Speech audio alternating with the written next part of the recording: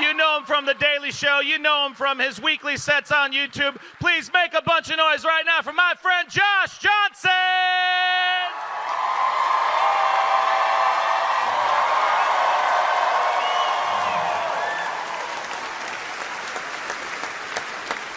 I think that the gift that someone gives you says a lot about who they think you are. I was given a gift by a friend, and I could tell that he hadn't given gifts to people who weren't like in his immediate family or people he was dating, you know?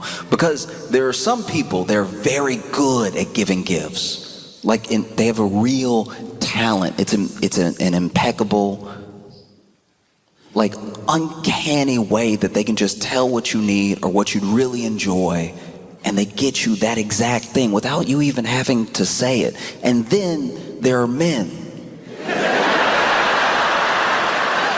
And so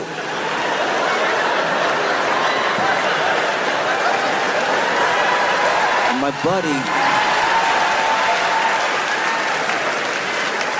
buddy got me a gift. Usually when you give someone a gift, they're like family or it's a special occasion. You know you're gonna have to get them a gift, right? It's rare, especially as you get older, to make a friend and become close enough that you need to get them a gift. That's like a barrier that some people just don't. Like if you're a coworker and y'all have been hanging out outside of work and everything, and then Christmas comes around, you're like, you know what? Let me get my coworker, let me get my buddy a Christmas gift. You don't have to. They may not be expecting it, but someone has to like make that jump first. And my friend got me a gift, and you could tell I was the first person outside of like family or a girlfriend that he had to get a gift for, because he got me socks. And when I say socks, understand, I mean a pair.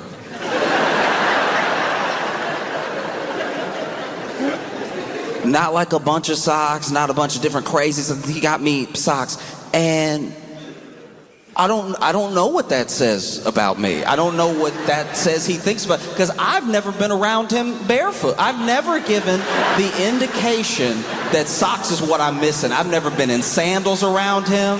I've never had ashy feet. He's never seen my toenails. There's no reason socks I'd look covered for, you know. And so he got me these socks, and if you're gonna give somebody, as a gift, if you're gonna give somebody socks, just hand them to them.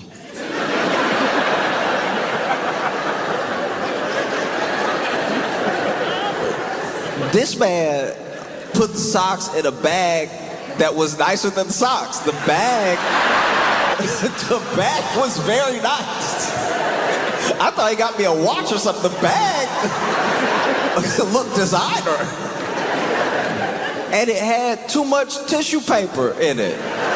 You could tell he had never got anybody else a gift before, because the level of tissue paper was clearly all the tissue paper that came when he bought tissue paper.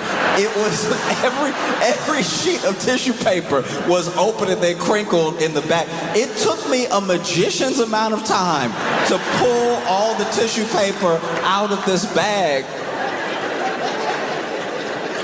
And I was pulling so much tissue paper out, I thought he got me nothing. That would have been better and funny. That would have been dope if at the end I pull out tissue paper and he's like, ah, you know what I mean? Instead, I pull out the last piece of tissue paper, and at the bottom, flat, is socks.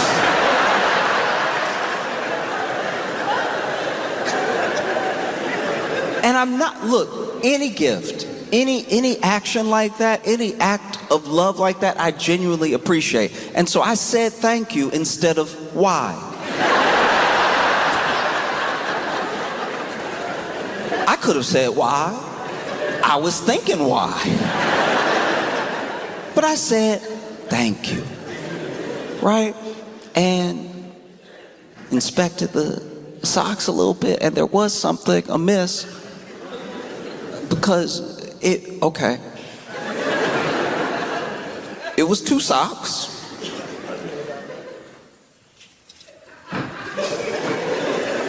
But one sock had an R on it.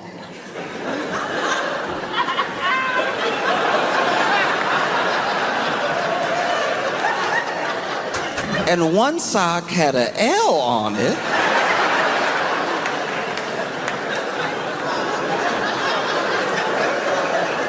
And these, for the final time, weren't novelty socks. They weren't like a cool designer thing. The R and the L looked written. So,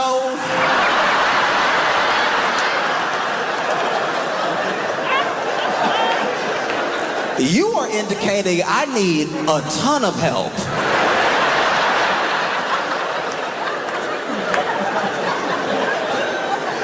I don't know what I have done or said around this man to be given a sock with an R on it and a sock with an L on it, because when they make socks, they leave it up to you.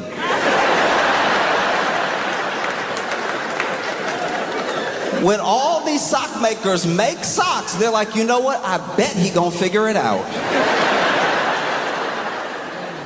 You know, I don't even think you could do it wrong unless you put 2 on 1.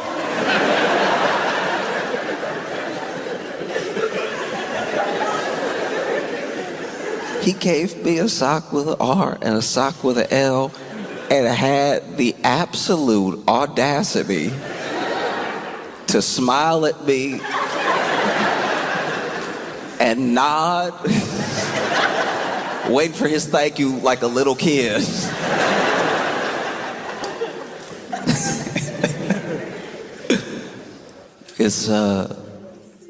It's wedding season, and I've been to a ton of weddings. In my life, I've been to a lot of weddings. A lot of people that I know love people.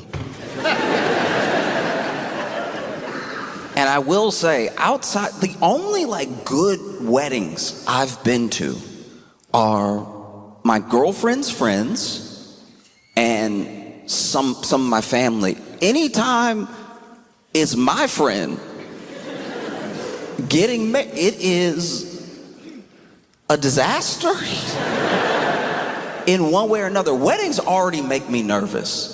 Weddings make me very, very nervous sometimes because I want everything to go well for them. You know, I get nervous for the bride and the groom. Not even that I think that they're gonna mess up, they're gonna do anything. I just want it to be, you spend so much money on a day like this. You want it to be perfect, you know? And it's 2 people that love each other, that made a moment for everyone that they love to be there together. I want it to go perfect for them. And I've been to plenty of beautiful weddings. Truly amazing weddings. But there are a few aspects of every wedding where things could go wrong. You know, this is where you're starting to spin some plates, make sure everything's on. The ceremony, right? A lot of people do the ceremony different by culture, sometimes just different by personality. So there's a lot of different things in there that you have to be on top of. Do you have a wedding planner? Do you not have a wedding planner? Whatever it is, there's so many details, you know? Vows. There was okay. I think it's beautiful when people write their own vows. I do. I think it's very sweet because it's very easy to go up there, you know, and just do what you're quote unquote supposed to do. I'm not saying there's any right or wrong way to do it, but people clearly put some specific thought into what they wanted to say. And I think that for them, that's amazing, you know, because every relationship is different. Some people need to say some extra stuff on top of the baseline stuff, just to make sure, okay, but in front of everybody.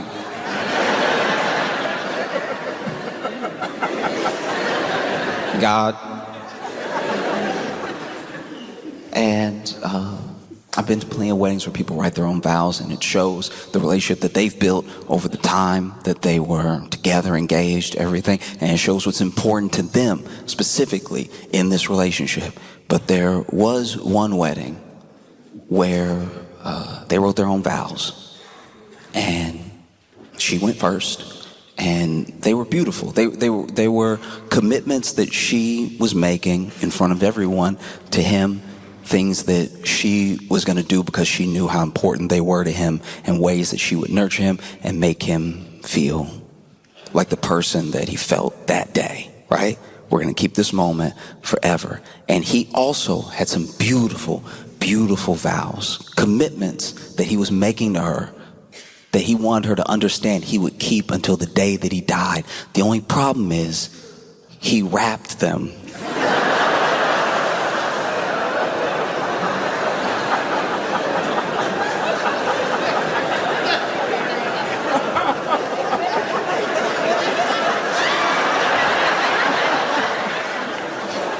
This man wrapped the vows and didn't tell anybody he was gonna do it. This man wrapped the vows, and even the pastor was like,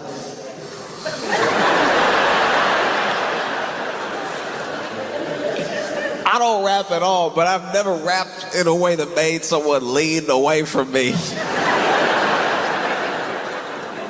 Also, just throwing this out there, if you're gonna rap at all, like if you're gonna rap, like, cause there was no beat. He just went full 8 Mile last verse with it. And if you're gonna go a cappella, just start rapping. This man kicked it off with a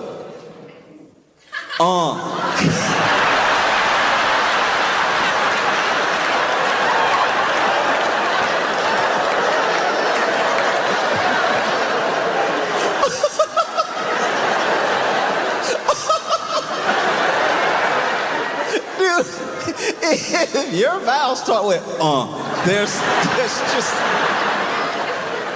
you're in the most singular relationship of human history. Like,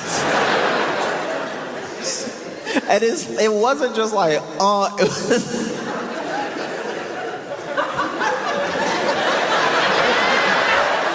never start rapping like you about to double dutch. This man over here.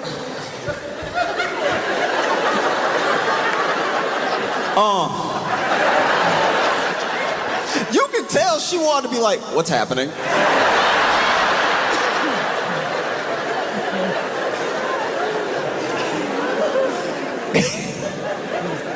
She is probably watching him just praying it's a stroke. Like, that's...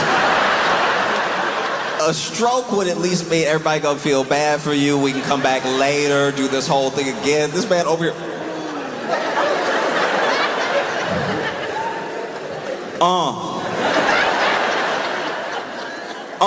double either do it or don't. Don't.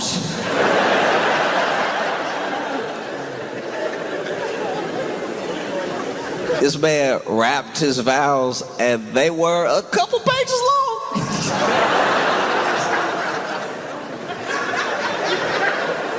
They went on for a while, and when he got done, the pastor was like, so...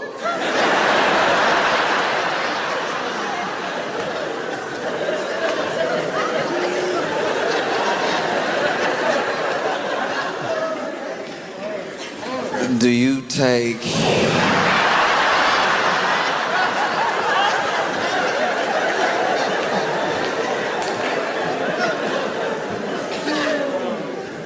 that...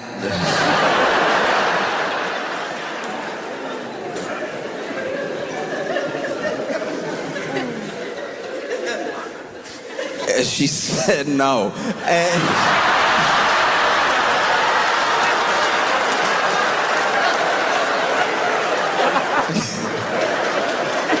And to be clear, she didn't just flat out hit him with a no. She went, which is a reasonable response. But I was split on it, because it's like, you're getting married, and if you're gonna marry someone, You should know whether they're gonna impromptu rap or not. Like, that feels like a very particular trait. If that went over your head, y'all have problems as a couple that need to be worked out that are beyond the hip hop. Cause it's like that. It was tough. It was tough. Cause on one hand, I was like, I get it. And on the other, I was like, all right, but like, once you're engaged, I feel like the ick's gotta go out of the window. Do you know what I mean? Like, love is supposed to go over ick. When you are with the person and you declare you're gonna be with a person for the rest of your life, you do take on their embarrassment. Like, think about it. Like, you'll be married one day being like, yeah, that over there embarrassing me, that's who till we die, I'm gonna be embarrassed. That's what I signed up for. Well, the ceremonies are also short. Like, as much of the wedding day is about the couple, the actual ceremony is usually not that long. You know? And I've been to full-on, like, mass Catholic weddings where even the priest was like, okay.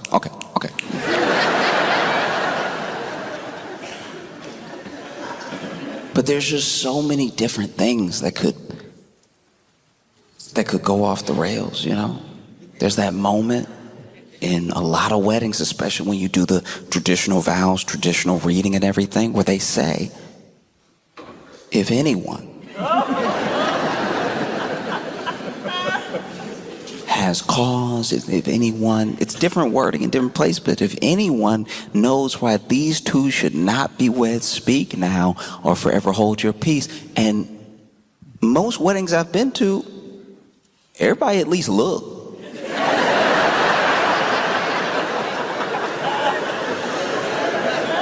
I'm not saying they look because they don't believe in the couple. I think they look to see if there's drama is about to occur. You don't want somebody to stand up and then you got to turn around all late and stuff. You know, you just give it a quick little, just dignified, sophisticated, quick little I, okay, all right. You don't turn all the way around. A lot of weddings I've been to, people look. And there's also the officiant, you know, who marries the couple. A lot of times it's a friend, sometimes it's like especially if it's like a religious ceremony, it's your pastor, your priest, maybe someone whose church you've gone to for a long time.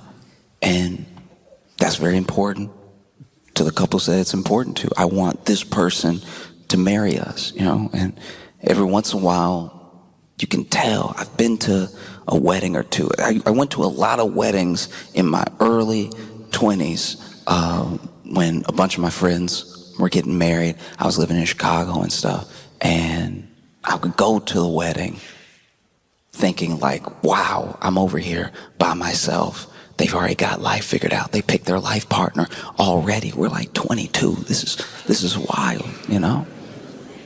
And I remember one time I got off work. I got the one day off work, so I had to miss the rehearsal dinner. And so I took a bus the next day, and being like 20 something, I didn't think it through. And so I just was like, let me go ahead. I'm gonna barely make it to the wedding as is. Let me go ahead and be dressed on the bus. And so I get on the bus, and the bus's air conditioner is broken. And so I sweat for 3 hours to the wedding. But I lucked out because I get to the wedding, and it turns out at the rehearsal dinner, everybody got food poisoning. So I look about as bad as anybody else. We're all sweating.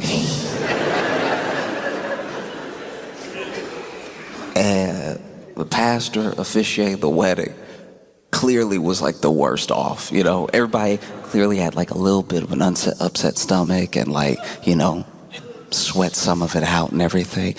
Some people looked a little green and stuff. But the pastor was fighting to get through this ceremony, and they want a ceremony at a church, and so he has to do a whole sermon that's attached to like getting them to the vows, right? And you can tell he's losing it because there's a point where he's sweating, and he's not a lot of preachers sweat, but they sweat after they preached. This man was sweating from the start, and he started clearly getting delirious because he was quoting Bible verses that are not in there.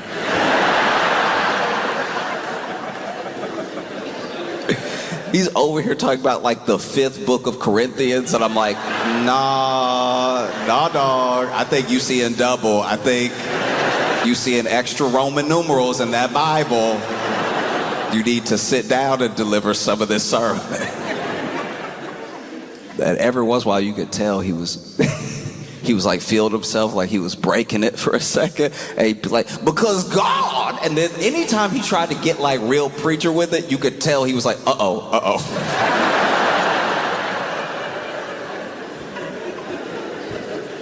There's just so many things, even the ceremony, figuring out how to get people from the ceremony to the reception is sometimes a battle, especially if they're not in the same place. You know, I've been to a lot of beautiful weddings where they were in the same location. You just got to walk to like the other part of the building or right outside or wherever, and it all works. If you got to get people from one location to another, it can be treacherous. People can be lost. I don't drink, so I don't really deal with this particular aspect. I don't know in a wedding when people are supposed to get drunk. I just know they start getting drunk right after I do, and some of it I'm like, when did you drink? How? We just sat down to eat.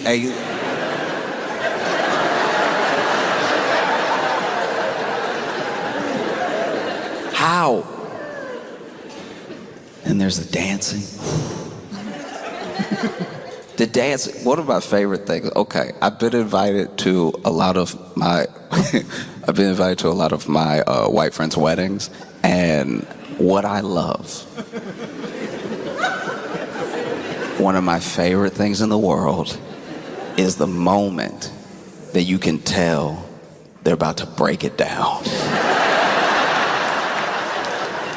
The absolute moment that they have locked in, and I don't know if it's the liquor, the song, I don't know what it is, but they're like, I don't care who's looking, I don't care who I came here with, I'm about to express myself.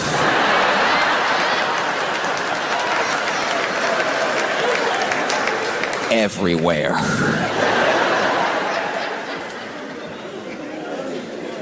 And what I love about it is a thing that I noticed once again, in my 20s, going to some of my friends' weddings from back in Louisiana and stuff,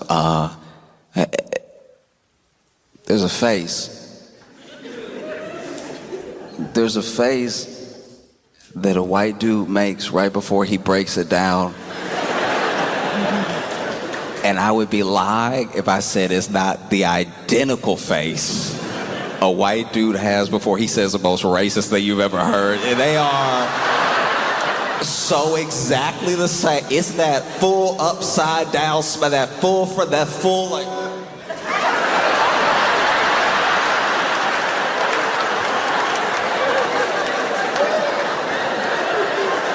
This is the face that a white dude makes before he Dougies is the same face that was outside of every school that was getting integrated, all right? This is a face like no other. You know there is so much joy. When a white man makes this face, he's either about to do the worst thing possible or the best thing he's ever done.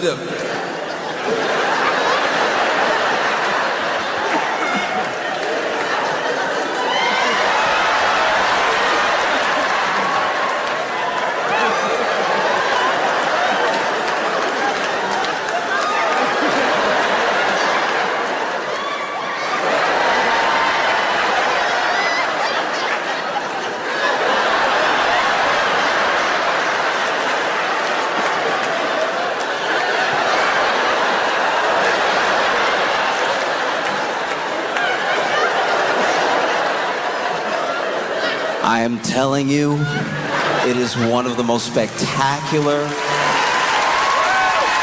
things you could ever watch, because it is coming from a place so pure. I don't know how many drinks it takes. Some people, it doesn't take a drink at all. Some people, that's just who they comes out. You know? Then you have the reception, you have the speeches. And the speeches can be tricky. Most weddings, best man gives a speech, maid of honor gives a speech, maybe the parents, some family, he gives a speech.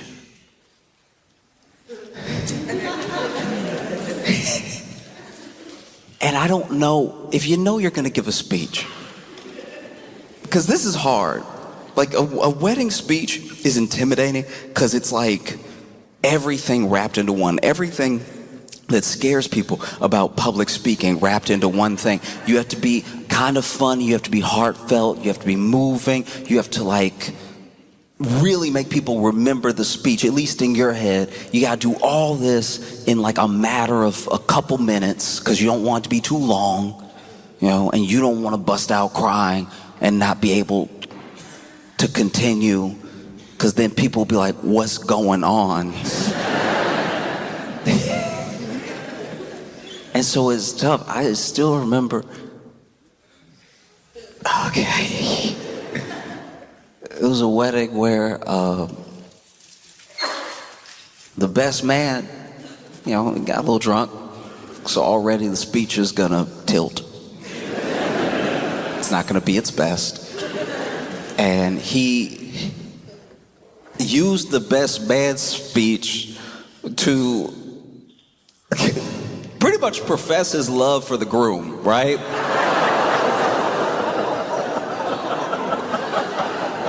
And it's like, bruh, you are exactly one ceremony late.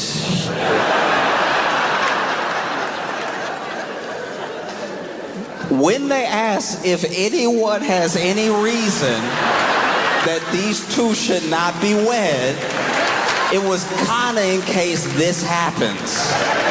It was speak now or forever don't. Dude, stand up there, so me and Chet are boys. I mean, we boys, we always been boys. Chet's boys.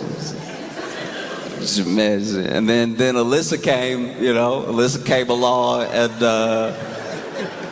ruined it.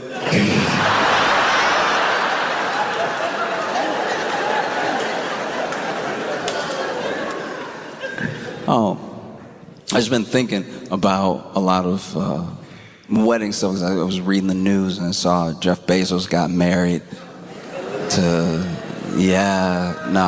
I know. He's not here.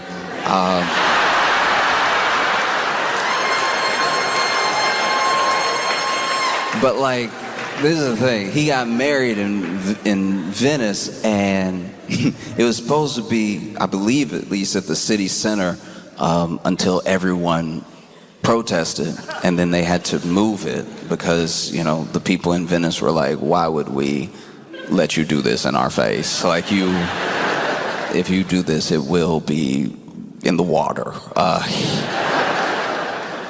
And the people from Venice had a point. They were furious because they were like, first of all, the climate change, because they take climate change more seriously than some people believe. And they were like, they're flying here in the private jets and everything. Like, the environment, what are we going to do? And then what is he leaving us with? He's talking about, I'm going to spend so much money here. It's like, you don't even pay. They made a banner that said, if you can afford to rent Venice, you can afford to pay more taxes, right?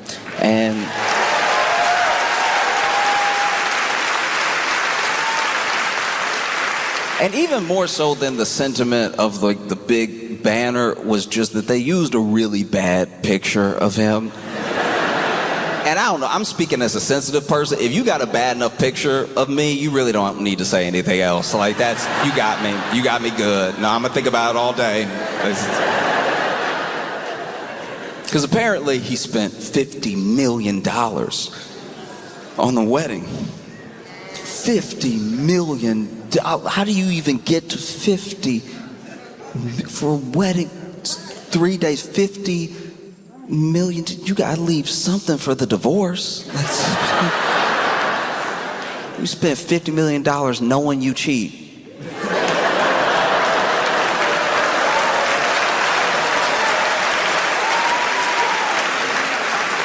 Oh, that's crazy. No, just say it. Thought you were a businessman.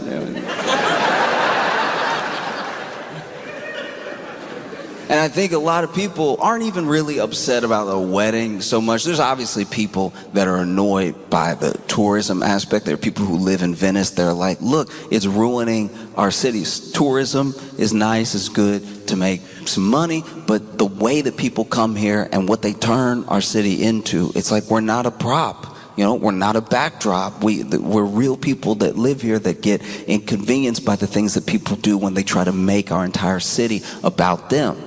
You know? And so they protested, and those protests at least worked to the degree that they weren't able to put on the wedding that they initially wanted to, which has made me really happy. I usually want everything to go well at a wedding when it comes to people that I know, maybe don't even know well, but there's just so much pressure that goes into it. I want that for them, and I've never wanted less of that for anyone than Jeff Bezos. Like, just the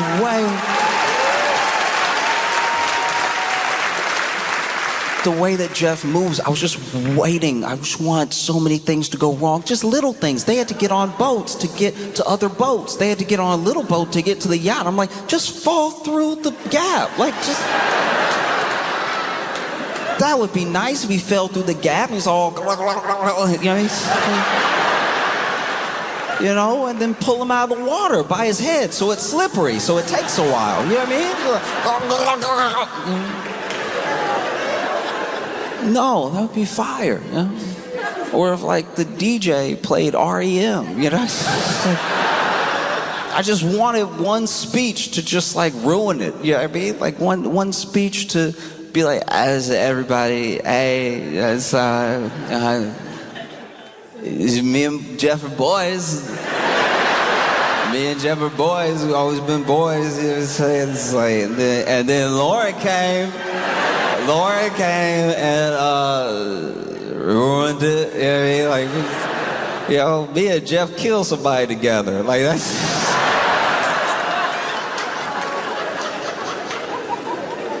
They'll never find the body, dog.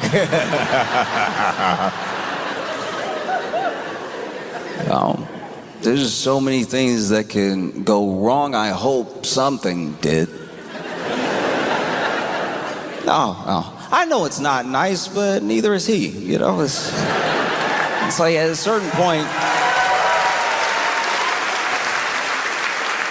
you know, you look at Jeff Bezos as this former CEO of Amazon, and you'll get people who are like, he's not even the CEO anymore. Why is everybody so upset? It's like he's still the executive chairman, and the way that Amazon was run while he was a CEO, it's just a continuation of that thing. You know what I mean? It's still working people to the bone and then chucking them out as soon as you have a robot or an AI that can take their place while pretending that that's better for all of us. And then the environmental, you know, pledges that they make, kind of like skirting around them or dropping them entirely. It's just, it's one of those things where if nothing else, if we don't have anything else but a voice to protest him having a good day, then I think as many people as possible should do that. You know what I mean? Like, it's...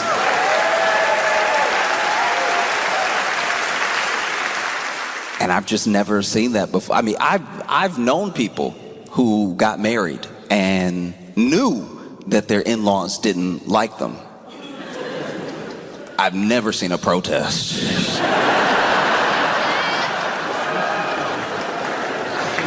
they say, speak now or forever hold your peace. And there's a whole group outside like, I have something to say.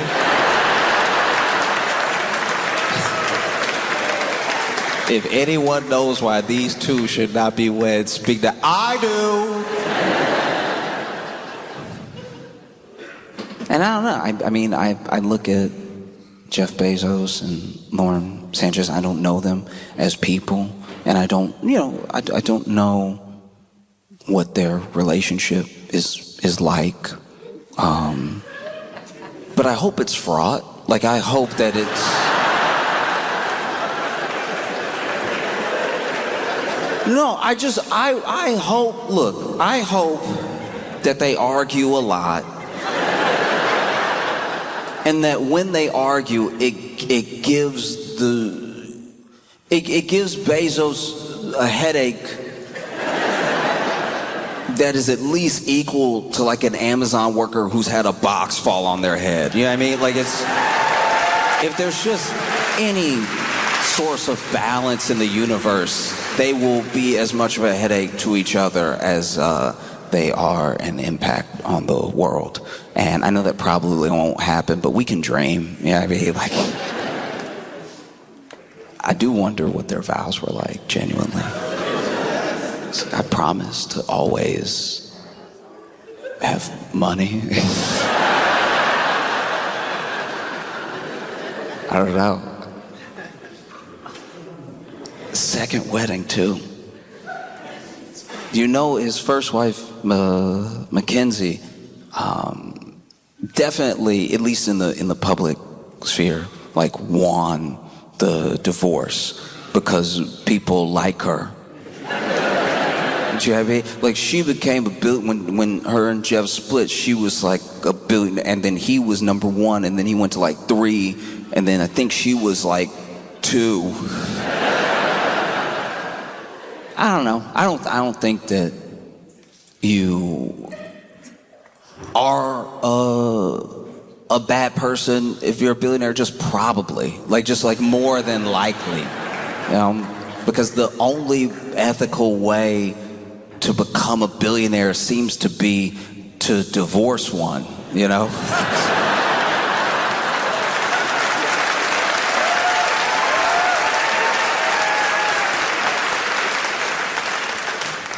There was one time, once again, early 20s, and a bunch of my friends were getting married, and I had to go to 3 weddings in about 5 days. Yeah, and so luckily I could afford to take a train and then fly, take a train and everything. And I don't know, I was young, so I wasn't doing the best planning at all. And sure enough, it comes time for me to head out, and I am about to be late. I stuff everything into a suitcase, and I head there. I got one wedding suit because these friends don't know each other, so they're not gonna know. You know what I mean? I'm gonna show up looking sharp to each one. They're like, Josh, you really did? I'm like, yeah, I did. Go to the first wedding, phenomenal. It's very sweet. It's like intimate ceremony and everything. And next day, I get there early. Second wedding, beautiful, phenomenal, much bigger, right? And then I get down to the third wedding, and I realize that in my haste, not preparing, I didn't really pack well. I have my one suit. I've got some shirts that I can wear and everything. I'm trying to figure out a place to do laundry, and there's nowhere nearby. And my suit is clean because I'm not a dancer. So I haven't sweated out. You know what I mean? It's been a lot of nice to meet you. Yes. Take off the jacket immediately, make sure that doesn't get musty, change the dress shirt underneath, and sure enough, third wedding. The clothes I had were the last clothes. That literally the suit was the last clean thing that I had left. So I was like, all right, I'm coming in clutch, right? And go to the wedding, beautiful ceremony. And then we get to the reception, some speeches, very sweet. Only a little bit like, I just love you. And then it's time to dance, and I'm not really a dancer, but there was a guy, he was the uncle of the groom. He's trying to get everybody to dance because he is a true believer that it's bad luck if everybody doesn't dance at the wedding, even just a little jiggle. So he's getting people up. He's like pulling people to the dance floor. He pulls me. Now, I'm not a dancer, all right? I got a little bit of movement along the same plane. So you'll see me here, and then you'll see me here. And there might potentially be a snap in between. It will not be on beat. It'll be more emotive. But I'll be here, and I'll be here, and I'll be here, and I'll be here. And that was not enough for Uncle Willis, all right? Uncle Willis is over here. Come on, young blood, come on. This is what you gotta keep in mind when you cheer somebody on. Whenever you try to hype somebody up, be sure they can do whatever you're trying to get them to do. I can't stand when people try to act like this is the moment in the movie right now where you're gonna hit the beats you've never hit before. Come on, young bloods. I'm moving. And I don't know what to do because I'm not a dancer, and neither is he. You know, neither is he. Even him calling me young blood was like really weird. I don't know this guy at all, but he is like adamant that I can do more. And so he starts dancing with just me. And he's like, come on, get some rhythm into it, right? And I can tell he's too far gone for me to like not acquiesce because it's starting. Like as he says, get some rhythm into it.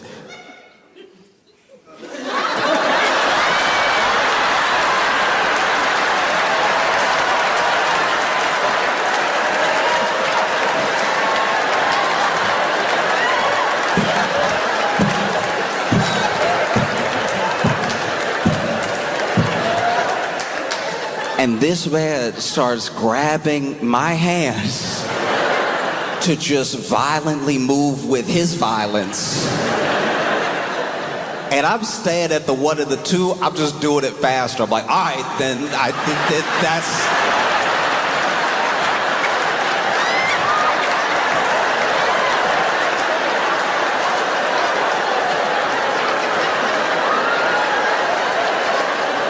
He's like, use your arms. Oh.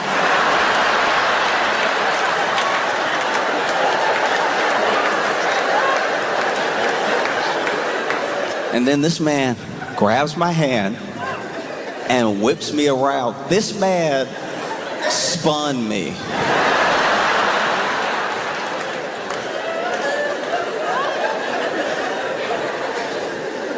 Nah, dog. And he spun me when I was mid-stride. And so as he spun me, I rolled my ankle, right? And so I rolled my ankle, and it doesn't just hurt like I fell from standing up. It hurts a lot more. It's weird. It hurts so much. It hurts like I fell out of the sky. And so as soon as I fall, he sobers up almost immediately. He's like, oh no, young blood. I'm like, don't call me that. Where did you learn that? And then he helps me limp over to my seat at the table where I was eating, and I can feel my ankle swelling immediately. And so I didn't even think about it. I just kicked off my shoe so I could check my foot. And because I was down to the last clothes that I had, because of the timing that the gift was given,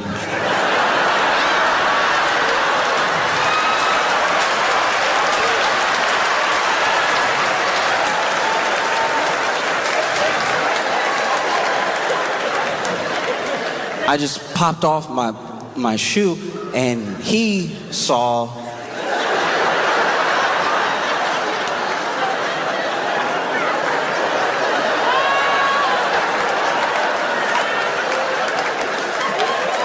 an L on my left foot.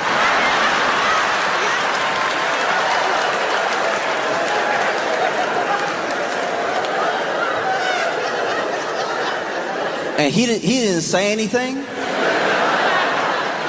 but I saw him see it.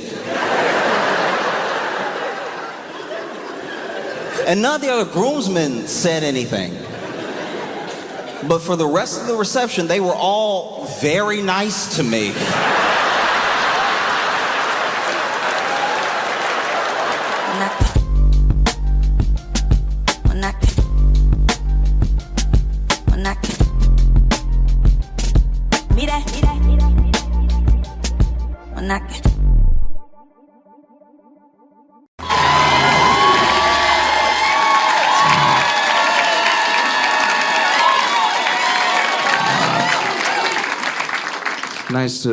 It's nice to be in Brea.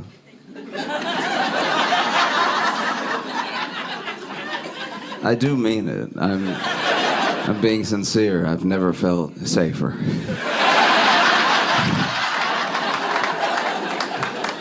Oh, no. The median income here is $123,000, so you may not relate to these poor jokes.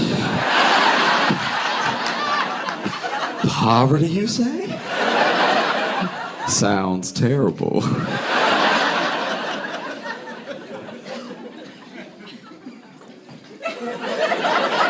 Because y'all also have, like, kind of, okay, how do I put this? Y'all's crime here is a little bit like soap opera drama level crime. Like, it was a guy that just got arrested for impersonating a plastic surgeon. I've never been to Brea before, but that's the most Brea thing I've ever heard of in my entire, like, it's the most Orange County type thing I've heard of. This dude was impersonating a plastic surgeon, and a bunch of people came forward being like, I thought he was a plastic surgeon. And so he's locked up right now. Hopefully he goes to jail for a very long time.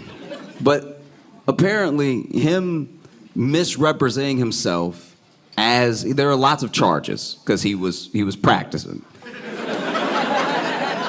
But one of the charges is misrepresenting himself as a medical professional, which is only a misdemeanor. I'm not like a fan of jail, but that needs to be a felony. Like, that's crazy. If someone asks you if you're a doctor, you should have to say no if the answer's no. That's so crazy that someone's like, you're like a real plastic surgeon, right? He was like, ah. Like that.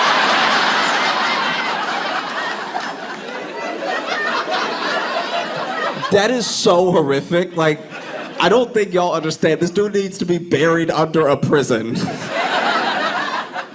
You have never needed like a medical professional without really needing a medical professional. It's never something that you've like dabbled with before. You know what I mean? It's also not something that you can just help with because you feel like it. Like, I'm not a firefighter. Don't have the bill, can't carry the gear. But I've stepped on a cigarette before. Do you know what I mean? You know, you can step in, you can do a little something even though the job is not your full job. Medical professional is like black and white. It really is. And so he was arrested. He apparently he did it again so fast after having done it the first time that the article I read said he was rearrested. That's not a word, is it? A journalist had to say rearrested, it was so fast. I live in Brooklyn, and I like it too. I live in Brooklyn, and there was a shooting in my neighborhood. This dude was a known gang member, got shot at this bodega. He got shot in like the hip, like he's alive, he's all right. But he got shot at 5 a.m. There's no good time to be shot. But getting shot that early is... A lot of people don't know this about gangs. I've never been in a gang, but I've known people who were in gangs and like... But like... Gangs do kind of have office hours. Do you know what I mean? Like, at a certain point, they are like, nobody buying right now. Why would we just stay up all night? That's crazy, right? And so, it's not as if gangs are always just ganging at all hours of the night. They go home at some point. And so to be shot at 5 a.m. means somebody hates you so much, they set an alarm.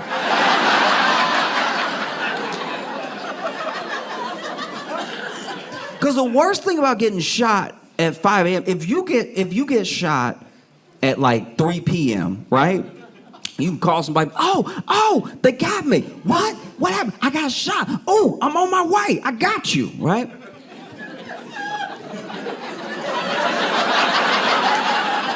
You get shot at 5 a.m.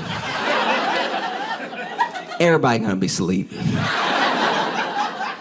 Pick up, hello? I got shot. Oh, they got me. Come pick me up.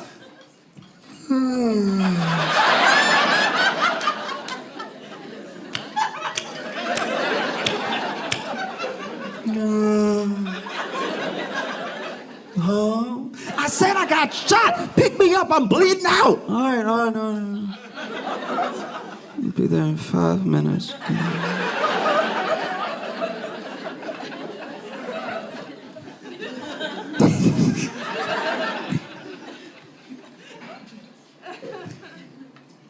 Like, I don't think I would handle being shot well. But if I got shot at 5 a.m., I'd be like, shoot me again.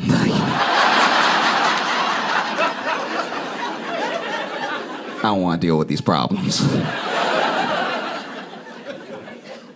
I don't know. I saw the Biden signed it and everything. Maybe it'll happen. Talking about banning TikTok. The clock is winding down. Oof. Oof. $1 billion company. Maybe gone. They either have to sell off to another buyer. They cannot remain this Chinese company. Or they have to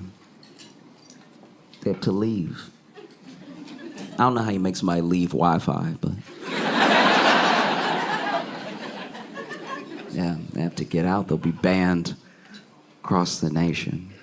And they say it's for, our safety and everything. They say it's for, security and stuff. Which I think I accidentally already gave them everything. Like, I think that can't possibly be true because I already let them turn my face into so many faces. Like, I've been a dog, a caterpillar. I've been like another dude. Like, whatever it is, they have it. But, maybe, whatever. And let's say that that's the case. Let's say that our security is at stake.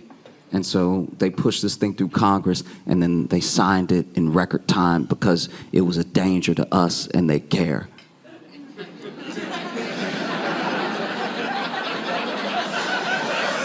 I said, let's say. But let's say that is the case. Well, you know what? Good on them. Now do the pharmaceutical companies and the banks and the... Do you know what I mean?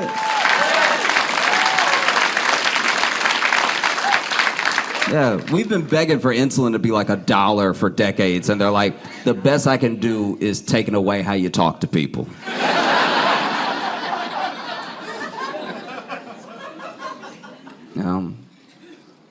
Far be it for them to regulate a bank. Because this is my thing.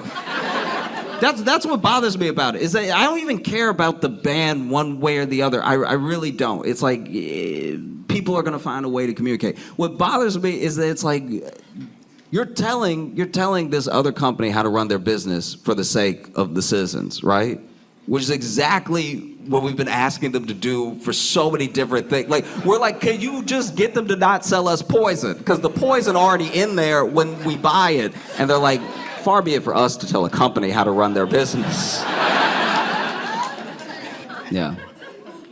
I mean, far be it for me to act like I know better than the people who don't understand TikTok. Those hearings are always so embarrassing. They're so genuinely distressing. When these are leaders of, you could say, the free world, right? We call the president the leader of the free world, but the president is beholden by checks and balances to a Congress. They get that Congress to come together, and then they get experts and CEOs from the most powerful companies in the world, and they do a hearing where they're like, can you open my phone?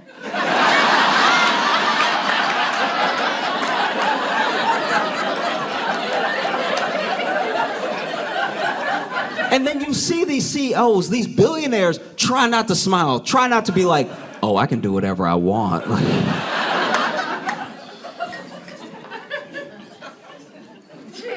That dude came from TikTok, right? Dude came from TikTok, went to the hearing, and then dude kept asking him about China. And at one point, the guy just had to be like, I'm not even Chinese. Like, I'm not Chinese. It's like you would think he was asking him for, like, spots to eat. The amount of times this dude had to say, bro, I'm not Chinese, though. Like, I'm not. Like, I want you. It's the company? Yes, I am not. Sir, I am not Chinese. It was funny because he started interrupting questions just to be like, you gotta understand that I'm not from China. Like, if I leave here with nothing else, you gotta understand that I am not from China. This is clearly just a me thing, but does it bother you when people ask you for directions? I get so nervous and upset. I have a range of emotions when people ask me. Because then, okay, I live in New York, and somebody's asked me for directions to get to the 2 train. And I don't take that train often, but I pass that train sometimes. So I was telling them how to get there, and as I was pointing, they pointed with me, and they were like, so this way. And when they went to point with me, I saw that they were holding their phone. And I was like, so what are we doing here? Is it a typing issue? Why couldn't you just... You stressed me out for the past 40 seconds. Because this is my thing. I'm so bad at directions myself. Like, just when I lead myself, I'm bad. So then if I have to tell someone else how to get lost, I get so stressed out about it. I assume everyone I've ever given direction to has taken the first turn I told them to take, and then they died. Like, I think I hold so much stress about someone listening to my directions and then either me being wrong or them not listening right, then still being lost and being like, that son of a bitch. I don't even know them. I don't know why I need them to like me, but I'm so... Oh, it's the worst. It's the worst. I don't want to make it sound like I'm being creepy, but I had a show. I was in Brooklyn. I had a show. And after the show, I was just hanging out at the bar. There were some people at the bar. I don't know if they were at the show or if they weren't, but they were talking about, it was 2 guys talking about just the general issue of like homophobia as far as just men are concerned, right? And one guy, they're both a little drunk, but one guy was saying to the other guy, he's like, we have to do something about it as a whole, because I look at my cousin and I love my cousin so much. My cousin is gay, but I don't think about, he's just my cousin. And I want the world to be able to look at my cousin the way that I do. I don't see him as some gay guy or something like that. He's my cousin. So we have to do something about overall homophobia as it stands in the mind, you know? And also, I just want to be able to eat a hot dog.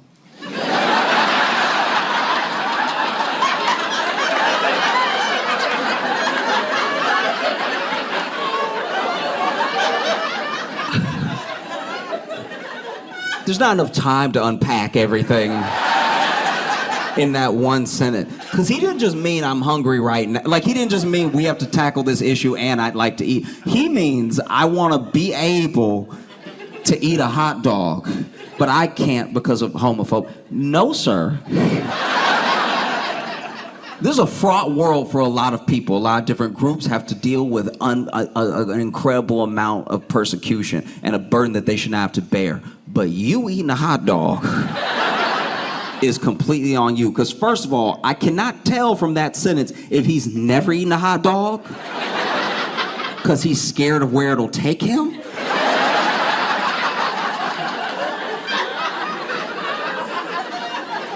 Because also, if you're so scared of eating a hot dog that you like, I can't do it, that's you.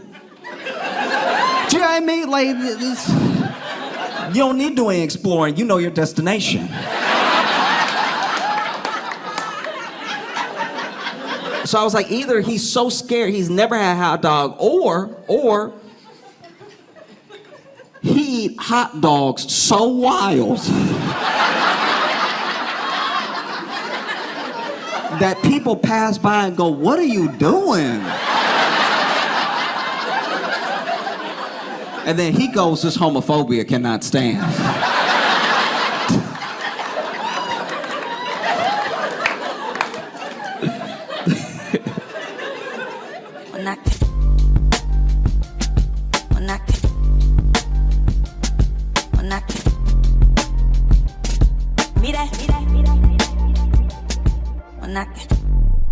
I don't know if y'all saw what's been going on in the House of Representatives, but they had it out. Ooh, that was better than Real Housewives. I'm not gonna lie, that was pretty good. Okay, in case you didn't see what happened, basically they were having a committee hearing, and I don't really know how they work. They use certain rules of order where they're like point of order, you know, and there's like this moderator that doesn't do his job and stuff. And basically, Representative, I think her name was Jasmine Crockett, said to Marjorie Taylor Greene, she's like, do you know what we're talking about right now? Do you know what we're here for?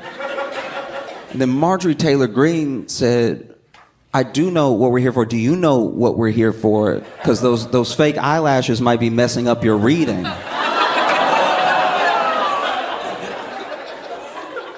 And immediately, everyone had a reaction, and AOC was the one to be like, hey, can we strike this from the record? You can't do this. Like, this is crazy. You're not supposed to engage in personal attacks on appearance or personality during a hearing. Like, you have to have some form of order, right? And then the person that runs the committee that doesn't do his job was just sort of ignoring her. So then, you know, they let it go. But before that, you know, Marjorie Taylor turns to AOC and she's like, did I hurt your feelings or something? And then AOC said, girl, no. Baby girl, no.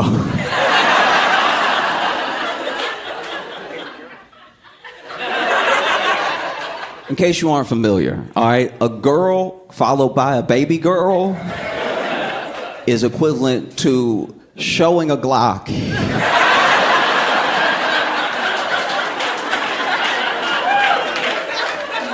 I've never had a woman tell another woman in front of me, girl, baby girl, without something happening next. That's because it's such gentle language. Because it's two women talking to each other. So girl implies like my girl, hey girl, you know what I mean? Girl, and then baby girl. Baby girl is smaller than girl. Baby girl comes from an even gentler place, but is somehow much more violent. Baby girl.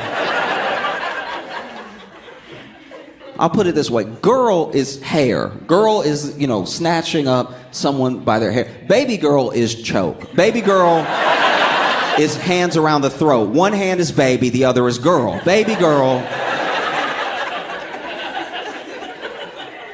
Whew. And then later, Representative Jasmine just asked the leader, the one who doesn't do his job. She was like, hey, I just want to check, just so I know the rules. I want to check if I were to say something about somebody's beach, blonde, bad built, botched body.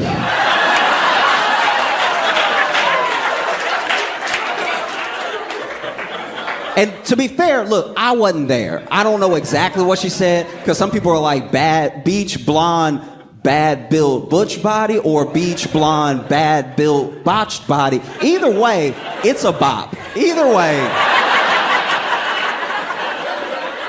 It's and that was like kind of off the dome. That was incredible. That was one of those things where I was reading it. I've never read like a news magazine before and been like, beach blonde, bad built butch body. Man, get Metro Boomin on that one.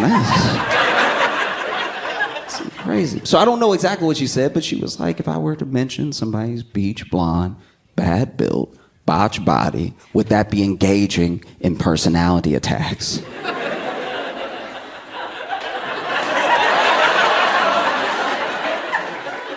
And then a bunch of people on the Republican side made the same noise as the Democratic side before. And then they were like, this is not the time, blah, blah. And then Jasmine was like, no. Because y'all love to dish it out, but you can't take it. And then the article ended. And I was like, that's the problem with journalism today. That's what... Now I gotta go watch C-SPAN to see how it ended.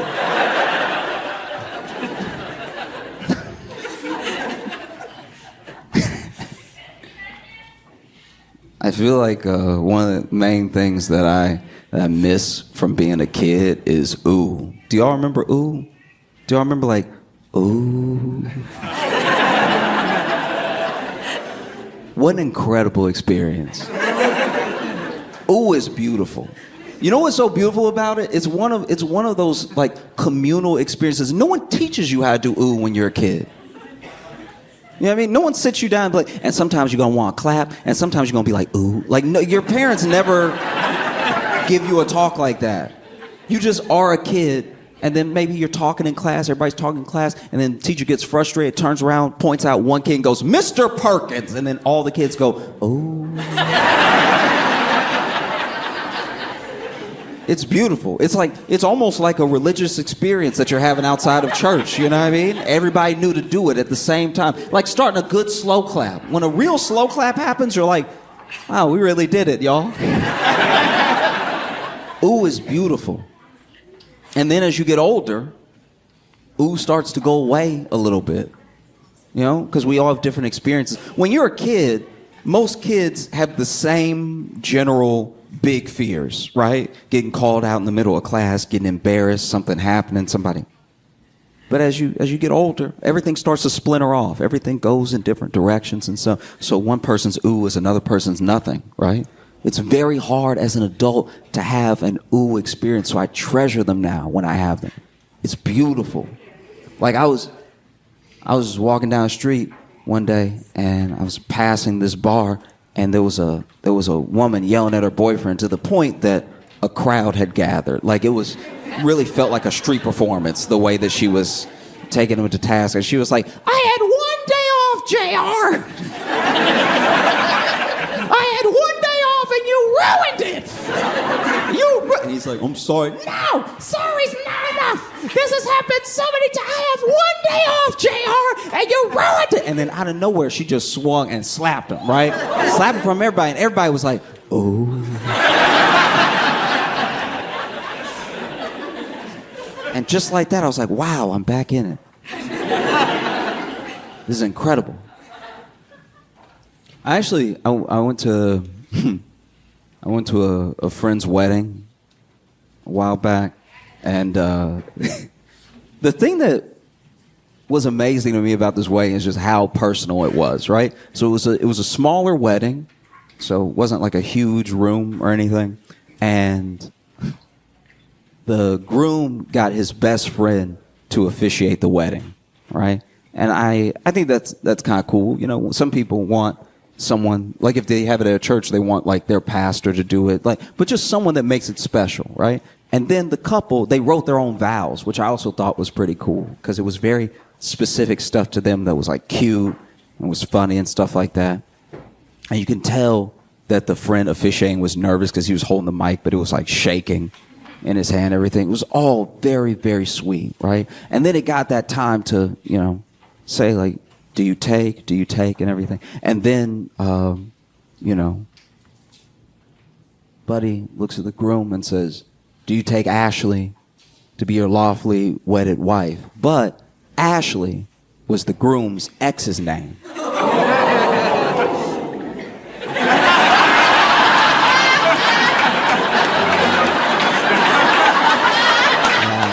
Doesn't it?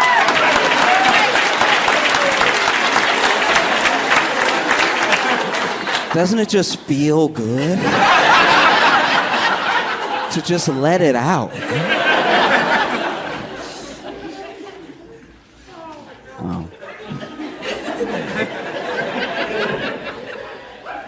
You know, I don't know, admittedly, I don't know much about dating, but I do know white people. And the weather has a real effect on y'all. It's a nice day out, and every person I made eye contact with has told me.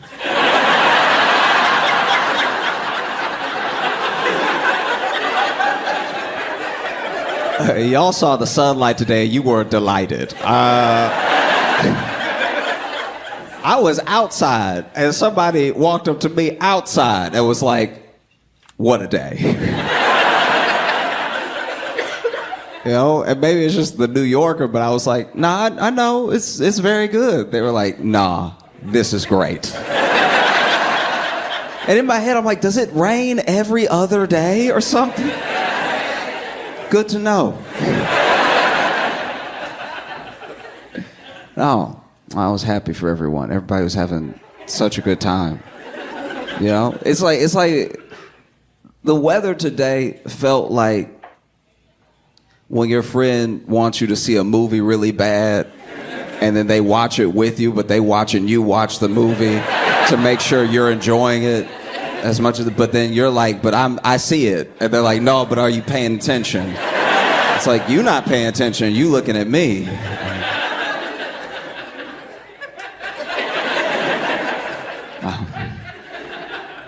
There were a couple people I was concerned about. You know what I mean? Because there were a couple people. I was at the hotel, you know, I was chilling with Logan. We were about to go get something to eat. And there was one guy that was so happy, he got upset. You know what I mean? Like we saw him, you know, past him on the way out of the elevator. He's like, it's a really nice day. I was like, oh, buddy, it sounds like you needed this one. This was... It sounded like one more day of rain, something was gonna happen, all right? I can see that same dude looking out the window. If I see another drop of rain, everybody dying. Then the clouds broke and he was like, yes, yes, yes.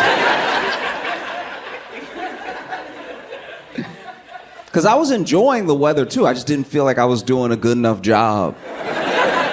Okay, you know, like when you go to like Six Flags or something and you having fun, but your friend is having the best time ever, to where you're like, I don't think we at the same place. You know, like y'all both walking up to the line for the Batman ride. And I guess it's just perspective. I guess it's just that when I walk up to the line, I see how long the line is. I'm like, oh, we gonna be standing here for 45 minutes. But he's looking up at the ride like, Batman. I'm like, yeah, buddy, yeah. Yeah, Batman, and we'll be there in 45 minutes.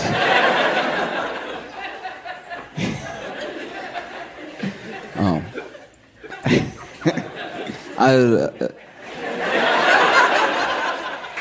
I had a realization that I'm getting older now, and as a man, like as a grown man, I'm actually too old now to get kidnapped.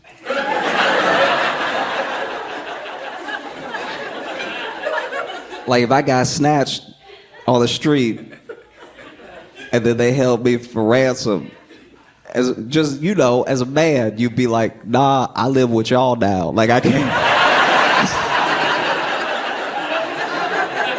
You can't send me back. That's too embarrassing. I just got snatched up like I was waiting for my mom after school. Y'all got me. We good. I'm part of the gang now. Don't. Yeah, send me back. Imagine, there's actually a statistic that nobody talks about. Thousands, I'm telling you, thousands of men go missing every year. We don't look, but thousands of men go missing. And I think it was 2021 where men going missing outpaced women going missing, right? And it's like an insane stat. When I was reading it, I didn't believe it. I was like, how is that possible? But I think it's because men know when they get snatched up, they're like, bro, just kill me, because I can't go back now. Imagine you a grown man with a family, right? You a grown man with children, and you got kidnapped, and then you come home and try to be the patriarch of your family, knowing you were a kidnapped man. You know what I mean? Knowing you a diet man, knowing you light. Standing there over your kid, telling him not to talk to strangers, and then your 8-year-old go,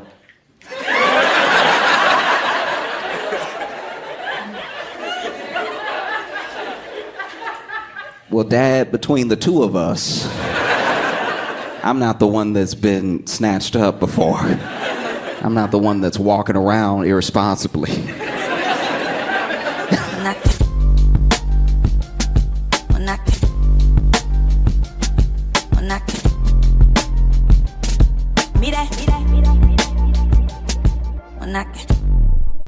Charleston, please make some noise for Josh Johnson!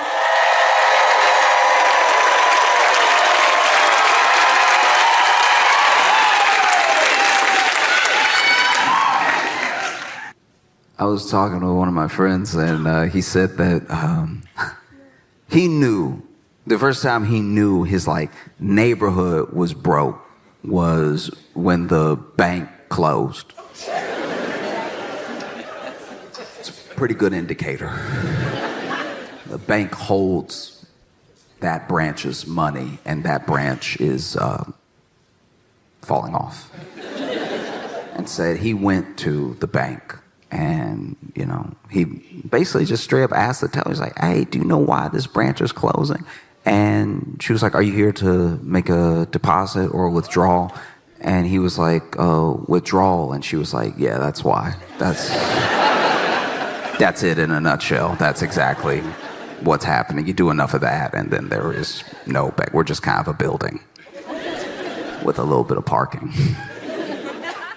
I don't know. I look back at the ups and downs I've had in my life. I've been broke off and on my entire life, and there's a weird solace sometimes in being broke at the right time. Everyone thinks that the security is in having means and having money, but sometimes not being a part of the circus is its own solace in a weird way. You know that it's bad when you're really shopping at the dollar store. There are things anybody could use at the dollar store. You need a fly swatter, you might as well run up in the dollar store. You know what I mean? You need a dustpan, might as well run up in the dollar store. But if you're really shopping at the dollar store, things are not great. I would go in the dollar store for stuff you shouldn't even be buying from the dollar store. They sell it, but even the cashier look at you like, you sure? I'm talking about when you have to get your meat at the dollar store. I knew I was in a bad situation when I went to a dollar store and was looking at that meat in the fridge, and I was like, Because the meat at the dollar store, they don't go into specifics.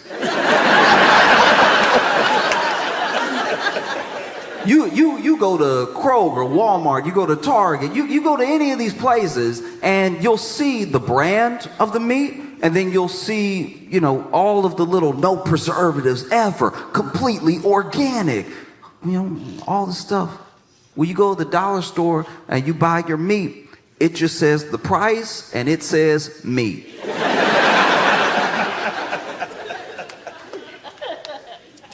And you're like, maybe if I don't ask any questions, it can be whatever I think it is. Because then, I also got a lot of stuff at the dollar store, even as a kid, that I look back and I'm like, that probably wasn't the best.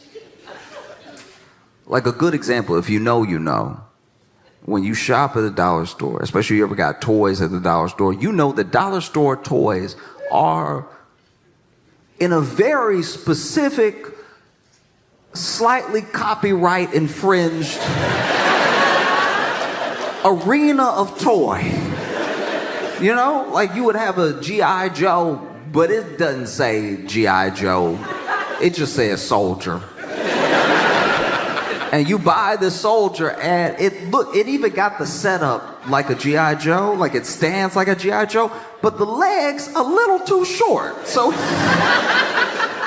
some very long arms. I couldn't tell if the arms were long or the legs were short, and it doesn't have like grip action. It says that on the front, grip action. It just has a hole. They didn't make a hand. They made a hole stub, and then this hole stub is what you go ahead and put the little toy gun through. But then they didn't really measure out the gun versus the hand. And so the gun is not in proportion at all. So it looked like this would blow his arm off if he tried to shoot it. But you bring it home and you're playing with it. And you're like, yeah, soldier, get him. And he's like, I'm gonna get him. Oh, I'm gonna get him. They getting it right now. Trust me. Nah, they getting it. Look. Point me over here. No, it was terrible. It was very bad. It was horrible. You would have those dollar store crayons. That's another one. It's a very specific type of drawing as a kid, because those dollar store crayons, they melt in your hand. So you got to be quick with it. You got some imagination. It needs to come out now. You got to put those crayons in the fridge. I remember being around some of these crayon kids being like, your crayon's stale as hell.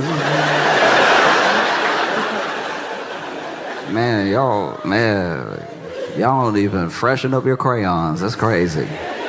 That's why your pictures stink. You know what I mean? My pictures smell like leftovers.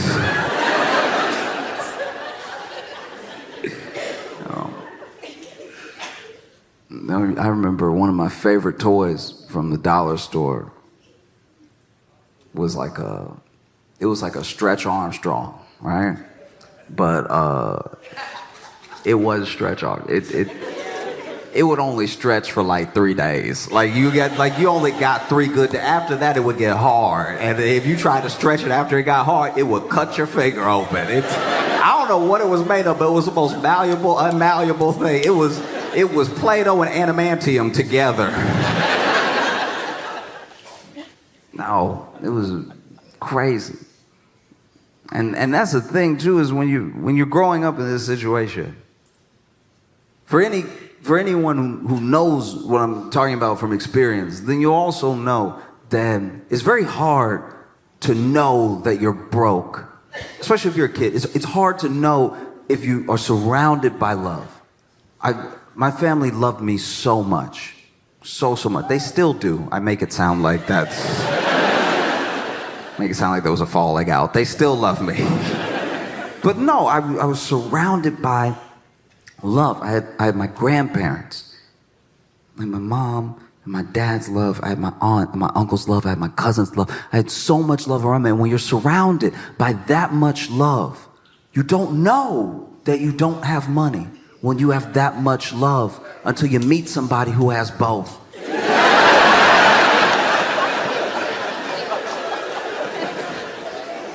That is a curious experience. Like when you're like, oh, you got both parents and a pool? Okay, I think there can be upgrades to life. I see that now. To me, greed is a paradox because you want everything. Even if you have more than enough, even if you have so much that what you have is starting to hurt you in the long run. You see it with the way that hedge funds cannibalize whole companies. It's like, okay, everybody made some short-term profit, but now this thing that people used to love doesn't exist. You know? Like you take like a Southwest. You know, Southwest, people used to love Southwest. Bags fly free.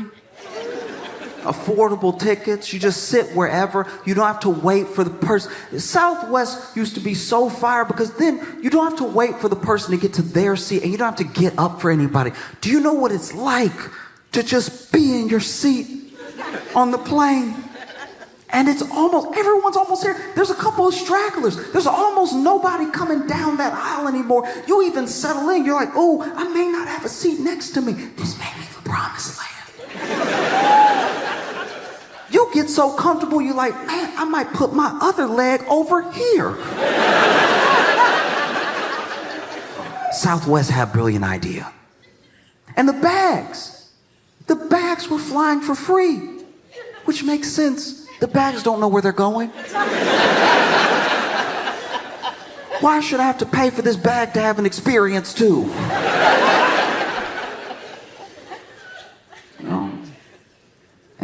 And then greed, and then private equity, and then hedge funds, and then, shareholder meetings, and then dividends. All the things start to creep in, and it's like, maybe we'll stop doing everything that is why everyone likes us.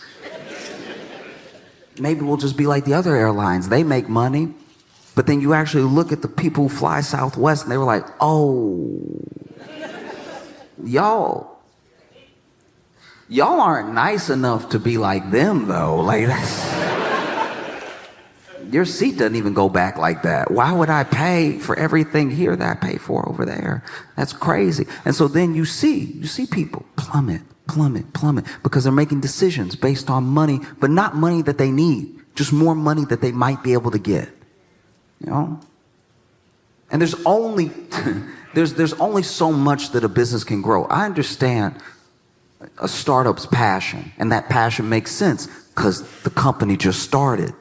But after a while, it's like, do you really need to own everything? If the answer is yes, it's like, and they don't say it to us. They say it to each other. You ever get a hold of a recording of a closed door meeting and the way they talk about their own customers? You know? That's why greed is like a paradox to me. You're so greedy that then you end up cannibalizing your own company, your own efforts, yourself. You end up hurting yourself. American greed is another paradox because as much as we know that the millionaires and billionaires maybe got their money in a way that's a little nasty, we also kind of want to be them a little bit. Everybody wants their piece, but we know how bad it is. You know, there are people who I know who want to be billionaires. They aspire to be billionaires. But if you ask them to name like a good billionaire, it's a hard quiz. But they want to be the billionaire because they're like, no, I will be different.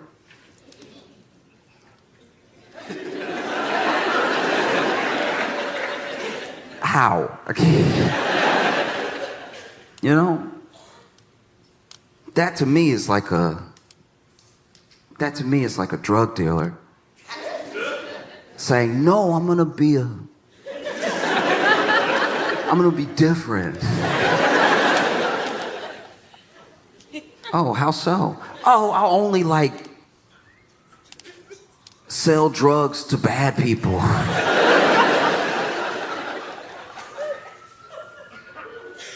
how will you know that they're bad people? Word will get around and they'll buy my drugs and I'll be like, that's a bad guy. No, it's not going to be different just because it's you. That's the trick as well. No, it's different when I do it. It's different when it's me. It's different when it's for me. It's different when it's for my family. Right? So then you hear people talk about recession. That recession is coming, recession is looming. And to be fair, people have said that since the last recession. Every year, I'm not an economist, but every year there's somebody that's like, it's coming. Get ready, batten down the hatches. And so you're in this situation where, people are very worried, and understandably so. Because it's not really about the money. Money is mostly like the conduit.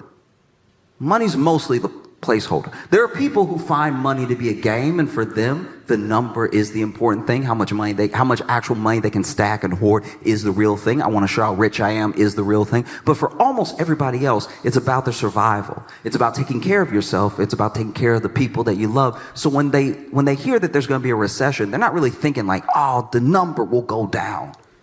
They're thinking about food. They're thinking about housing. They're thinking about resources. And the only way forward is with other people. We've proven that this thing doesn't work. And by this thing, I'm not just talking about like one specific system. I'm not talking about like capitalism. I'm not talking about anything like that. I'm talking about we've proven that a true rat race does not work. I can't believe the world watched Squid Game and was like, yeah, I think I could win the pot. The pot is the problem. And then I think the other problem is that if you are pitted against people, if you're pitted against the other 330 so million Americans, then yeah, the odds look insurmountable. But when you see how many people are actually in your situation, and you see how many millions of people are just like you, and you put yourself on the same side as them, all of a sudden, all of the weight, it gets a little bit easier. There are people around the world that will never have access to the things that we have access to that make it work. And so sometimes we stress, oh, how am I going to make it work? And it's like the number one way is through community. Your future is your neighbor. There's no other way forward. And I know that can be scary. That's an idea where you have to lay down so much trust at the feet of people that you don't know. That's very scary, because I've had good neighbors and I've had bad neighbors. I've had very bad neighbors. I had a neighbor who stole my trash can. It's the trash can. You could just put your trash in there too. Stole my trash can and lived next to me. Like I'm not gonna notice my trash can. And he was big too, and I'm pretty sure he sold drugs, so I wasn't gonna take my trash can back. But I was like, I will put my trash in my trash can over here though. Just because you stole the trash can doesn't mean I'm gonna get another trash can. It's a trash can, and trash goes in. You could put your trash over here, but then you wanted to put it in front of your yard. Okay, fine, whatever. I'm sure you have a gun, so I won't make a big deal of it. But I've had bad neighbors, and I've also had incredibly kind, incredibly sweet neighbors. I had neighbors that made any transition period I've been having in my life easier. I remember when I moved to Chicago and I was living in my first apartment, I had a neighbor that knocked on my door. I had been living there for like 2 days, and I didn't have stuff. I'm like this broke kid who just moved to Chicago with like 2 suitcases of like clothes and a couple of other things. And so knocks on my door and it's like, hey, this older guy. And he's like, hey, I saw that you moved in. If you need anything or you have any questions about the building, just hit me up. I live right there. And I'm thinking he's like the building manager or something. So I'm like, oh yeah, what's your name? And we get to talking a little bit. And as we're talking, I realize he doesn't work for the building at all. This dude is literally just checking on me for the sake of checking on me. And he's like, if you need anything, because I saw, you were having a little trouble, I couldn't have caught up to you, but was gonna help you up and everything. And I was like, oh, thank you, man. And we didn't see each other often. And I remember the day that I moved out because I ran into him again. I ran into him and his wife. And he was like, man, I'm sorry to see you go. Because I can tell, just we never really got to chop it up or anything, but I could tell that I like the way you move. And you know, you didn't cause any trouble. You were just cool. And I wish I would have knocked on your door a couple more times, right? I never forgot about that guy, because even knowing that there was someone there if I was having a problem, it just made living there on my own a little bit easier. Just in the back of my head. Once again, we didn't even have that many interactions. I only knocked on his door a couple times. And the couple of times I knocked on his door, he needed help too. There was one time where we had in our building a chute for the laundry that nobody used. Nobody ever used it because it's not like it was one person. Do you know what I mean? Like, the chute for, this isn't Eloise. Like, it's weird that there was a chute for the laundry because it just went to the floor down there, and you'd have to go down there to wash your own clothes anyway. So I guess if you wanted to save yourself the weight of the trip, you could push all the clothes down and let them get nice and nasty, and then slip through the chute and then hit the ground, and now it's got different stuff on it than the reason that you're washing it. So nobody used it. And nobody used it because it was nasty. And so then one day, the actual building manager poured a whole bunch of like bug poison down it to try to like kill some of the bugs that had been living in there.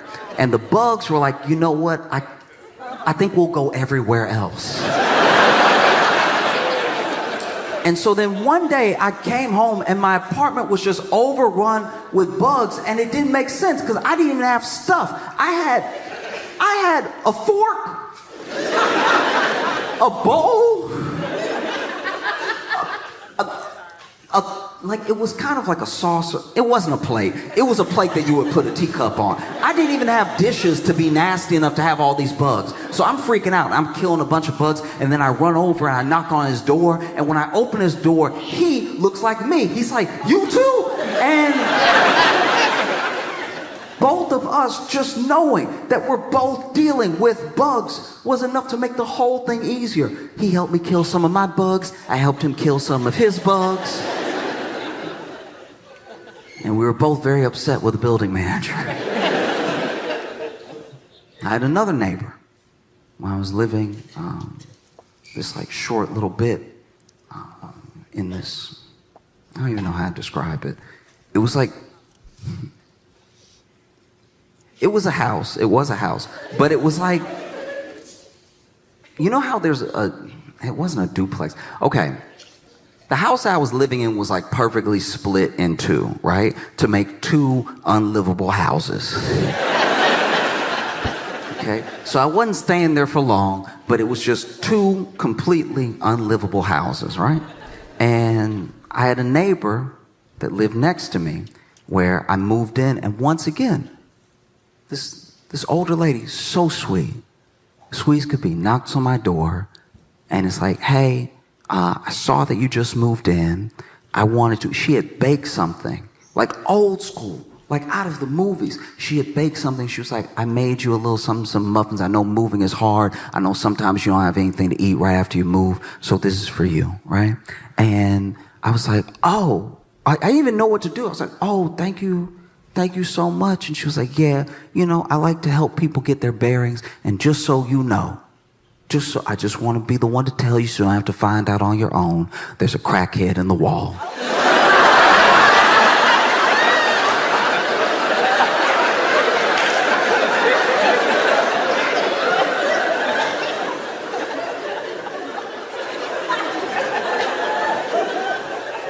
And when you get that type of warning, it does make you look at the muffins twice. One has nothing to do with the other. But I was still like, oh. And she was like, yeah, we thought it was a bird for a long time. And then he started talking.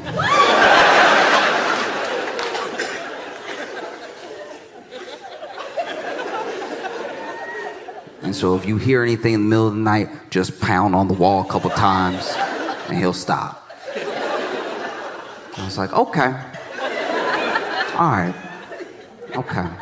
And I closed the door and I sat in silence for the rest of the night.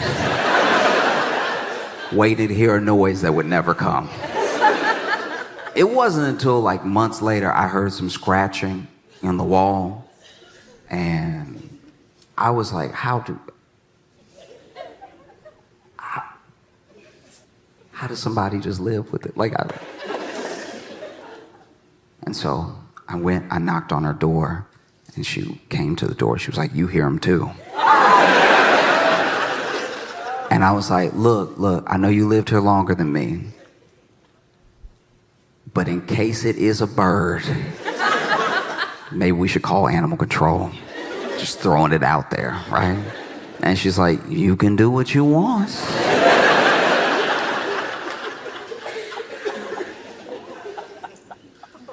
I called animal control, and then they could hear the scratching too.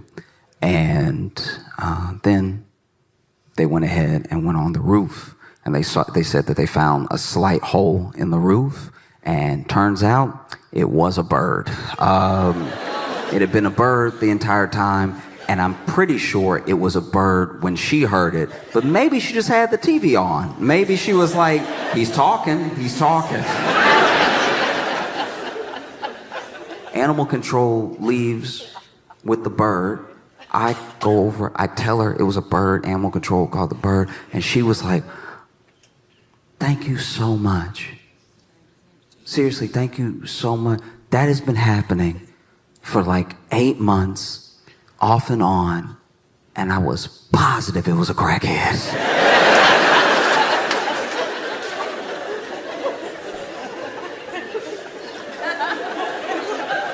And I guess that's what a good neighbor does. I guess a good neighbor lets you know nobody's in your wall.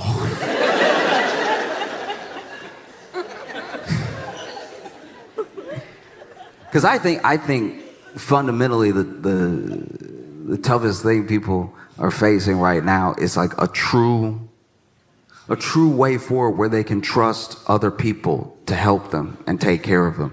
And I can't tell you to just blindly put your faith in people that you don't know, even if they live next to you. But what I can tell you is that most people return energy. Most people give like for like. So if there's a community that you want around you, all you have to do is be its founder. If you are the one knocking on your neighbor's door, letting them know you're here, if they need anything, they'll probably do the same for you. And it's so simple to build community. It's so much more likely that you're going to build community than you're going to become a billionaire. Do you know what I mean? Like,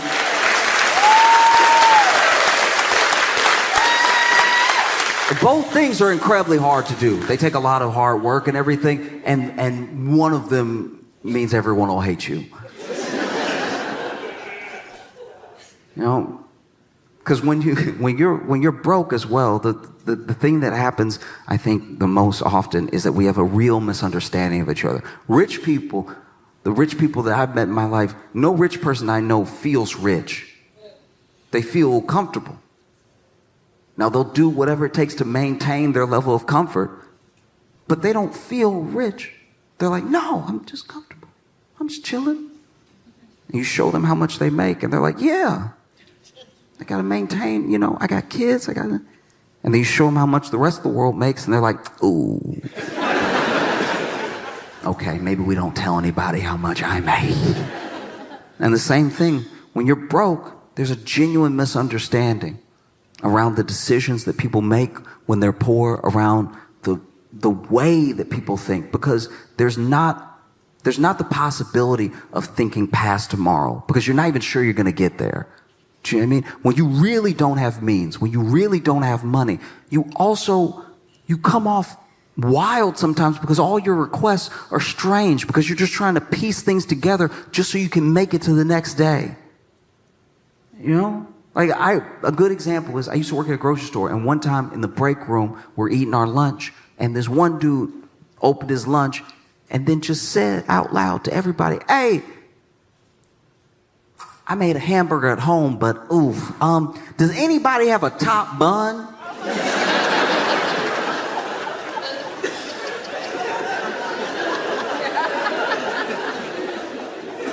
Sir, they're always sold even. How did this happen? We look at money as paper, right? At least when it's in its physical form, it's this paper thing. But it's more than paper. There's fabric weaved into it. There's linen, there's cotton. It works the same way that society works. There's fabric that weaves all of us together. And there are people who have not been able to participate in the opportunities of making money or making their well-being out of these chances in the market the way that other people have. And so when you tell them that a recession is coming, they're like, oh, a what? Okay. I was already broke. Do you know what I mean? What is a recession to somebody who was on the street the whole time? I guess the best example I can give is one time I was at a party with my friends and I fell in the pool. And falling in the pool at a party is one of the more embarrassing things you can do when it's not a pool party. If you fall in the pool at a party where people are just sort of standing around the pool and talking, you might as well have fallen off the roof. But I fell into the pool at the party, which is not just embarrassing, it's not just annoying because out now all my clothes are wet and everything. It's terrifying because I can't swim. You know what I mean? I'm not a swimmer in the way that I would like to be, and the way that I would like to be is to be able to survive. And so when it comes to swimming, I'm not a fan, I'm not efficient. And so I get in the water, and when you don't swim, and I don't just mean can't swim, I'm saying when you don't swim, like for fun or anything, being surrounded by water out of nowhere is very concerning. I didn't realize I had stepped into the pool until I was in the pool. So now what I feel like has happened is that I turned around and water surrounded me. And so I start doing what I think swimming is innately. I start fighting the water, right? I'm punching and I'm kicking and I'm like, get off me, water, but I'm in the water. But I'm like, get back, I don't want you over here. And that's not how water works. And so I'm sifting through the water, and it's almost like swimming, except I'm staying in place underneath it. So that is drowning. That's what drowning is. When you're swimming perfectly, but you're not going up above and you can't get your head up, you're not actually swimming, you're drowning, and it's also exhausting. You're fighting and you're punching, you're kicking, and you're moving, and you're doing a pretty good job of drowning. If you could get your head above water, this would be swimming. And if you could get your chest up, if you could do that butterfly thing, now you're a swimmer. But I am over here, no more water. Get out of my face, right?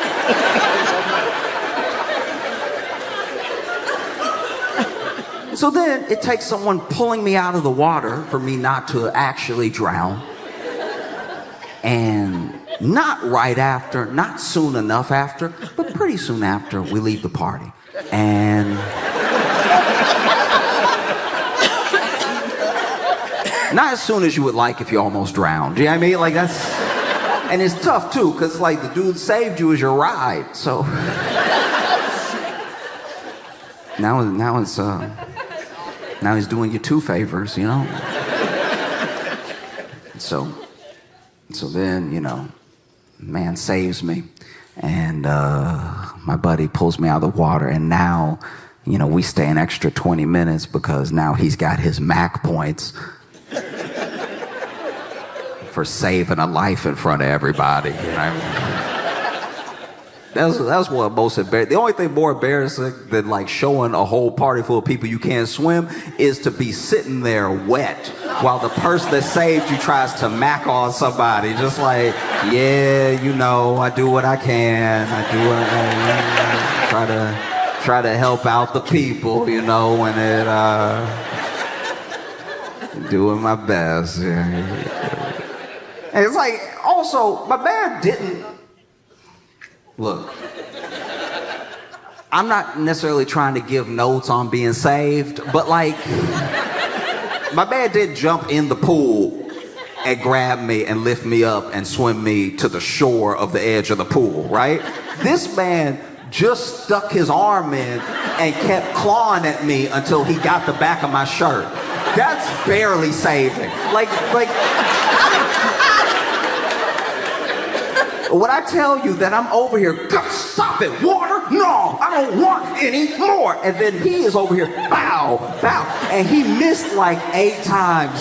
So he was punching me in the head while trying to save my life. And he finally hooks his hand behind my collar and pulls me up the way that a cat sort of lifts its kitten in its mouth. You know what I mean? Just sloppy. And then I'm also still fighting. I don't know what's pulling me up, so I don't know if that's more drowning. I don't know what the effects of drowning feel like. So now I'm not necessarily fighting his hand, but I am still fighting the water. And so if you were on the other side of the pool, it does look like I was drowning. He reached in, dunked me one more time just to be safe, and then pulled me up. Because I don't know that he's trying to help me. But when he finally pulls me up and I'm over here coughing up the water and everything, this man helps me get up out of the pool and then immediately sees the eyes on him and everything, sees the opportunity, and he's like, oh, yeah, you know. I do what I can. Also, I know he saved my life and everything, but also the fact that he didn't need to roll his sleeves up like that. Like that was even more just worth like, oh yeah, you know, I tried. Now you sitting here wet, just like, can you wrap it up, get the number or don't? And so then me, him, and some other friends head to his car once he's ready to leave, and his car won't start. Waited for nothing. Now, luckily, we were staying at his house, and luckily he did live close enough to the party that we could walk. It was like maybe, I don't know, like a mile and some change. It wasn't crazy. And so we start walking. As we start walking, it starts drizzling. And then it's drizzling a little bit more, drizzling a little bit harder, and then it really starts raining. And when it starts raining, all my friends did a different thing when it was raining. Like, I had one friend that did the turtle. Just walking and just trying to... And I get it, because he has some deep collarbones. He would have had 2 lakes on either side of his neck if he had just let the water hit. That would have been 2 puddles he had to carry. So I understand him trying to... Then I had another friend who was over here doing this, which genuinely pissed me off. That's one of the craziest things I've seen. You have 2 hands, one hand covering some of your head, but not even efficiently. Where's the distance management here? You'd be better putting the hand on your head. Then I had another friend who just decided to lean forward, because I guess he just doesn't want a wet front. He's just cool with it all hitting the back. And as it's raining and raining, my friend was over here doing this, turns to me, because I'm just walking. I'm not doing any of this. I'm just walking normal. And they're like, oh, Josh, you must not mind the rain.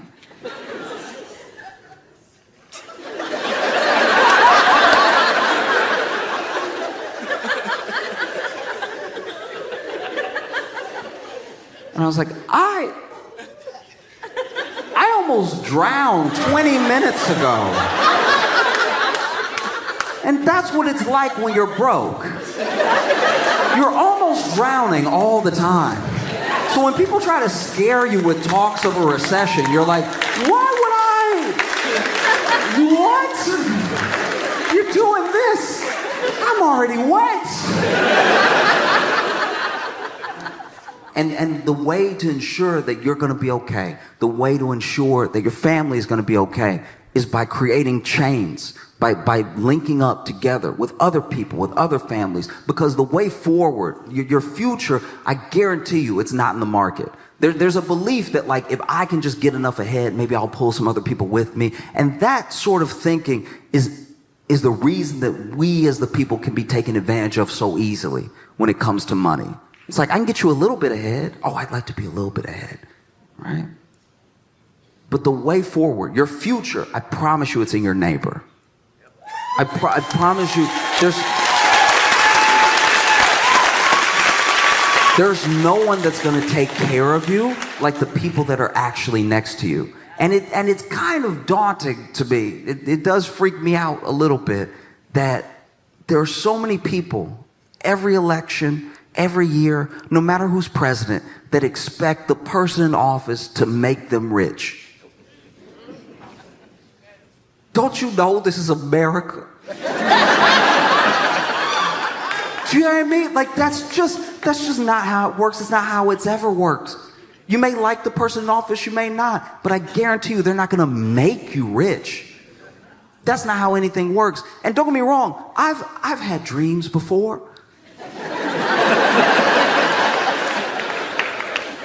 I had a hard time getting to know people, and I had a hard time communicating with people. I'm an only child, and my mom wanted me to have friends so I wouldn't be crazy. And so, as a single parent with one kid, my mom, the only thing she knew how to do was go ahead and take me over to her other single parents' friends' houses where they had one kid, and she was like, maybe y'all will just play and not be crazy together. And sure enough, there was a time in my life where my parents got back together, and so we were a 2-income household, so I started to get the good toys, right? The real good toys. I'm talking WCW, NWO, wrestling toys, Sting, Goldberg, Kevin Nash. And sure enough, you know, I remember I got those toys. Those are some of my favorite toys in the world because I didn't know ankles had come out yet. I would hold up my Kevin Nash and I'd be like, bow, bow, bow, bow, bow. Look what he does. Bow, bow, bow, bow, bow, bow, bow, bow. He had knees, he had ankles, he could do this. That's crazy. I was used to this only. Maybe if you were getting fancy, some of this, but I wasn't used to this. This thing right here, this is crazy. Real shoulder movement? My mind was blown. It's like, look at what this thing can do. Bow, bow, bow, bow, bow, bow, right? And so then my mom took me over to her friend's house, and her friend had a kid, and you know, I went ahead and brought over 2 of my toys. I brought my Kevin Nash and I brought my Sting because I'm trying to make a good impression. And so we're talking, they're talking, and finally we go to his room to play, and my mom leaves to go run some errands or something. And I quickly realized after my mom left that he was crazy. He was genuinely crazy because all of his toys, every single one of his toys, didn't have a face.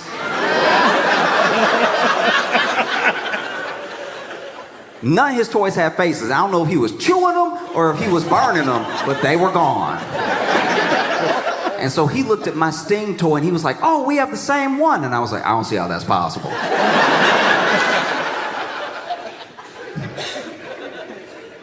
I don't see how that's possible. And then sure enough, this kid pulls out his Sting toy, and I know we have the same toy because the Sting had the jacket.